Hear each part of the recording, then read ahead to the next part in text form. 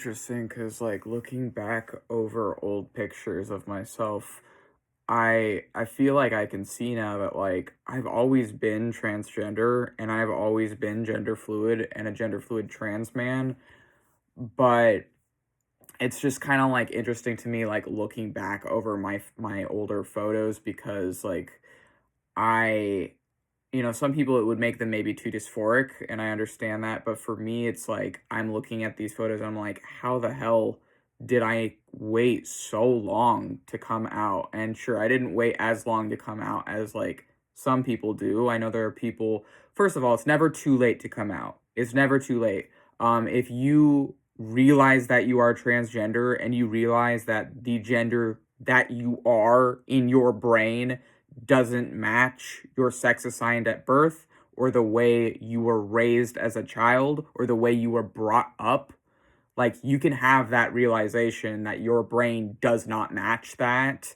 or your spirit or whatever it is, or your mind doesn't match that. You can have that realization at any point in life and realize you're trans. So it's never too late to come out as trans. But it's interesting to me, like looking back at my childhood pictures and being like, oh my God, how did I not realize? Like it's kind of obvious to me. Um, Even in them, like I can definitely see it. And it's also like I find it kind of interesting to me personally because it's like I grew up being labeled a tomboy. That's another piece of criticism I get as a trans masculine person, is people telling me like, "Oh, why can't you just be a tomboy?" Or, "Oh, you're just a tomboy. Oh, you're just a confused woman." I've heard all that before. And it's like, well, first of all, I did live as a tomboy. I tried to just be a tomboy, right? Like I tried to just be a masculine girl because it was safer, because I was more accepted, because who I really am is not understood by this system that is seeking to willfully hide information on trans people, hide trans lives, hide trans experiences, and has spent, and there's politicians and these uh, people that have spent millions of dollars to control the narrative and control the information and control the media around trans lives. There's literally been spent millions of dollars to control the narrative around us trans people and to enforce propaganda and to make people not understand through limiting information and limiting history and other things. And it's like I I'm not a fucking, confused woman or whatever the hell, or a tomboy. Like I tried to live like that for a long time. I tried to live as what I was raised to be, and it was not me. And frankly, it directly fed into my suicidal ideation for a long time, and I don't think anyone should have to die for the gender binary, because that's the reality, is that for trans people it's literally a matter of life or death.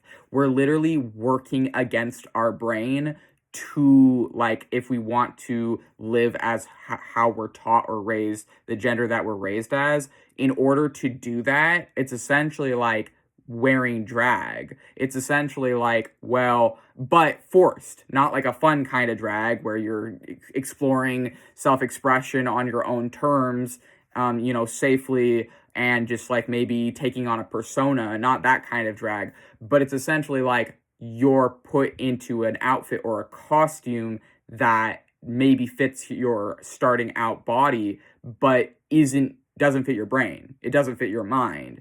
So you're just kind of going through life as a ghost, wondering what's wrong, becoming increasingly depressed, and for many suicidal, because our brains fundamentally don't fit the costume we're brought up in. And that's really what gender is, ultimately, I feel like, is a costume.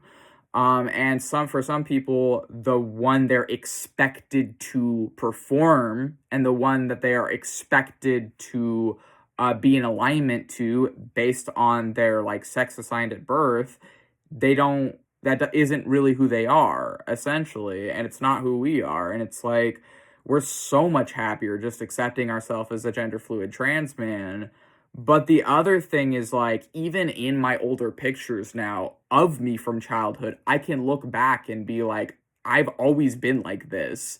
I just didn't have the language for it and I was in severe denial about it. But I really do feel like I've always been trans. I just didn't know I was trans. And I didn't like grow around without any trans people. Far from it, in fact. I grew up around trans people, and my siblings are both also transgender. But because of a lot of other factors and a lot of other things, as well as not knowing anyone who was trans in the way that I am trans until much later in life, because there's a lot of different kinds of trans, first of all, and I didn't know someone who fit my experience until I met my roommate, or my present roommate. And it's like, it's really hard when you don't have a frame of reference, even if you are exposed to other transgender people. If you don't fit their kind of transness, it's still very isolating. Um, and yeah, I was the oldest of three, and I was disowned through a text a couple months after coming out as a trans man. I was the only, person in my family of origin to be disowned, and I was disowned because accepting my transness was a threat to the power structure and hierarchy of the family of origin that I came from. And that's really what I think it is. Like, there's other reasons and factors involved there, but essentially it's like, trans for thee, but not for me. Like, it was okay for my siblings to be trans because they were younger and they came out younger, but it was not okay for me as a 22-year-old who was the oldest and had an image to maintain. Me coming out as trans was a threat. That's really what it is. It was a fucking threat, and so I was disowned. I'd been already by that point living away for some time. I was disowned through a text on Google Hangouts. But yeah, like this, this sort of stuff, like this also plays into like the suffering and the systemic injustice that trans people go through, because so many of us are disowned. So many of us face discrimination in home and school and work in this society. And for what?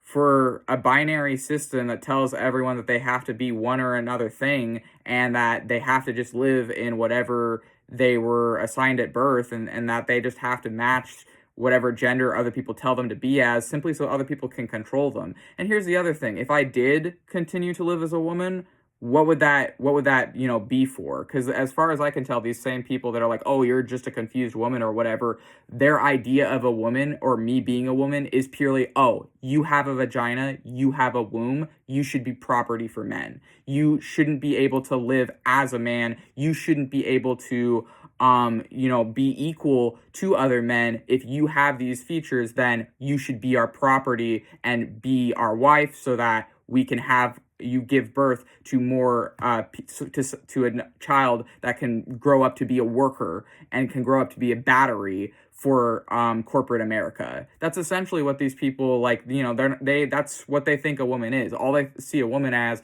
is just something to be used and exploited. So it's like, why would I care that they see me as a woman when they don't even see women as people either? Like, they literally don't. They, like, when I was living as a woman, they also didn't see me as a person then. They didn't treat me good then. And now that I'm living as a man, it's just, they don't mask it, they don't hide it, they don't pretend. Well, some of them still do. Fake allies are a thing. People that pretend to give a crap, they're still definitely a thing. But it's like, yeah, why would I care, like, that people, expect me to live that way, when the only reason they expect me to live that way is because they're upset that they can't control me. That's literally what it is. That's the root of transphobia, is it's to control people, and it's to put people into boxes because it makes people uncomfortable. I don't fit the box I was forced to be growing up. And it was like, well, you're supposed to fit this box, so you being in a different box is not okay. And it's like, well, my brain and my soul is telling me that that's not who I am. So I am going to now live in what is actually in alignment to my brain and my spirit. But also, frankly, my brain has always been this way. I've always been trans. I just was not willing, ready, or able to accept that until my 20s. I was not safe enough. And frankly, I wasn't even safe enough when I did accept it, but I just couldn't run from it anymore. I could not continue to run from it. I was in autistic burnout. I have autism and other disabilities as well that I've made many different videos talking about the main ones. I have other videos outside of the ones. I mean, I have other disabilities outside of the ones I share online, but the two I talk about online, it's because those ones impact every facet of my life the most intensely, that they affect literally everything in my life, including my gender. I would say my autism and DID absolutely ties into my gender identity as well. And I think that I'm making this video because maybe this will resonate with someone else, maybe this will help to educate someone else, or maybe this will just like give someone another perspective, or like be helpful for someone to hear, or make someone feel less alone. But yeah, I don't think anyone should have to die for the gender binary, and that's what it does to trans people, to try and expect them to live in a way that doesn't match their brains and doesn't match my brain. So that's this video. Feel free to like, and I'll catch you in the next one.